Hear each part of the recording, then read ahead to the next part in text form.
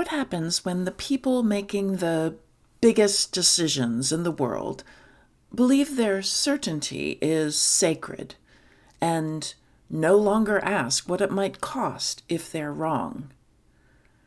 And when we are afraid and feel powerless to change it, how can we stay rooted in love? Welcome to Spiritual Geography. I'm Joni Miller.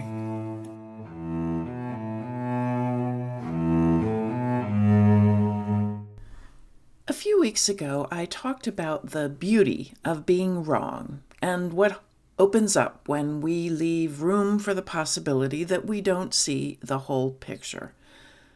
But what happens when that space for being wrong doesn't exist at all?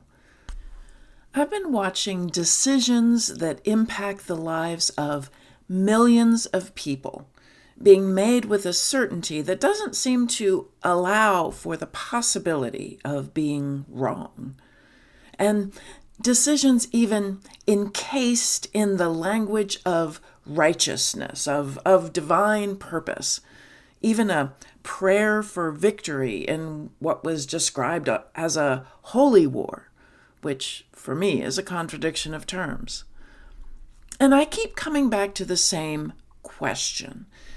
If there's no room to be wrong, who pays the price?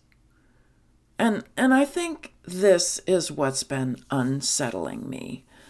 When certainty becomes sacred and is backed by power, it becomes dangerous, especially when the cost of being wrong is measured in human lives.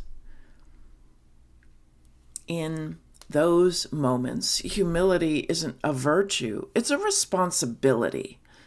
Being open to the possibility we could be wrong isn't weakness. It's what keeps us rooted in love, even when those making the decisions aren't doing the same.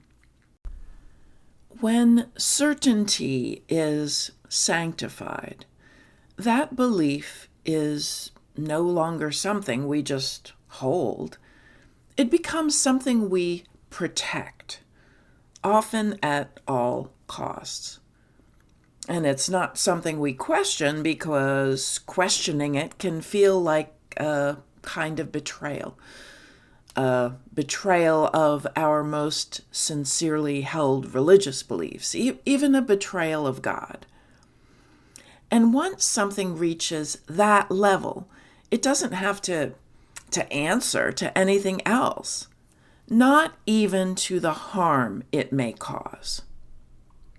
Now, this makes me think of a piece I talked about just a few weeks ago, one that imprinted on my psyche when I was a teenager. Mark Twain's The War Prayer. There's a moment where the prayer everyone is saying out loud is interrupted by the part no one is saying, the part that names what their victory would actually require, who would suffer, what would be destroyed. And it's unsettling, not because it's unfamiliar, but because it reveals what was always there, even if it was unspoken.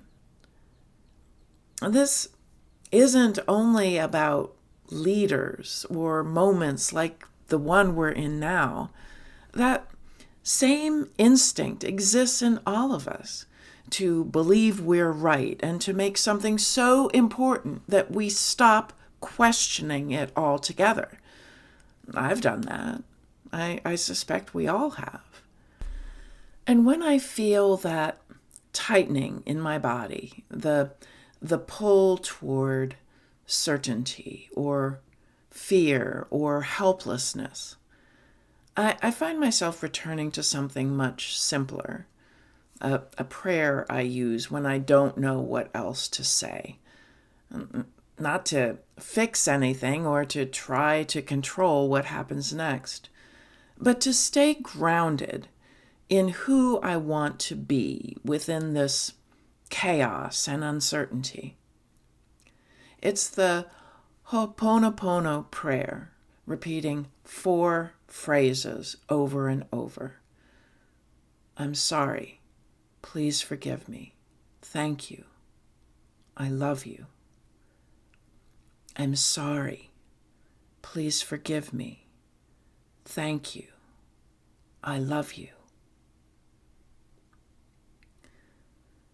This becomes a reminder to me that I don't see the whole picture, that I'm not separate from the world I'm reacting to, that humility isn't weakness, it's our responsibility, especially when our actions impact others.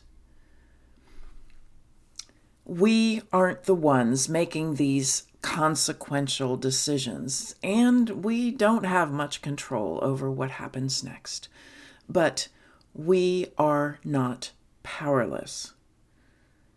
Because the moment we ground ourselves back into love, back into humility, back into the awareness that we don't see the whole picture, something begins to shift.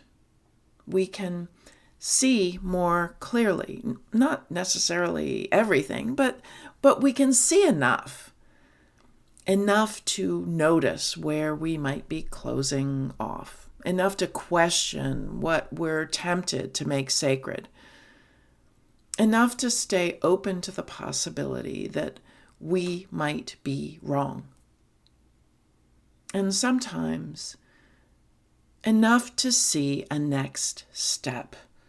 Not a grand solution, but a small action. One that comes from love instead of fear. One that reduces harm instead of adding to it. And maybe that's where our responsibility lives. We can't control the outcome, but we can stay grounded enough to see clearly and to choose our next step with care. And then we can return again and again to love. We don't understand the mysteries of the universe, but we can grow more love. Love for ourselves, love for others, and love for the infinite mystery that lays beyond our understanding. Thank you for tuning in.